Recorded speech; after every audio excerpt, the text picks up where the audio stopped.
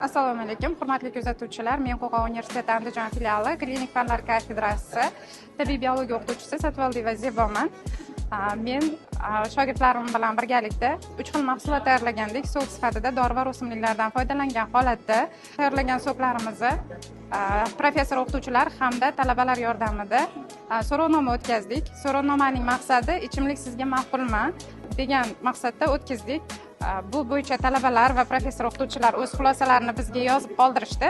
Biz buni organizmga foydali bo'lganligi uchun tavsiya qilmoqchimiz, faqat tabiiy mahsulotligi uchun. Biz tayyorlagan mahsulotlarimizning asosiysi, birinchi tayyorlagan sokimiz odamni tinchlantiruvchi xususiyatga ega.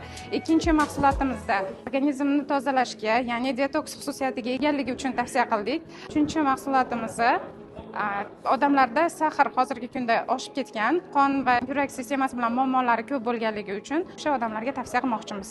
Qo'qon universiteti Andijon filiali har qanday g'oyalarni qo'llab-quvvatlash imkoniyatiga ega.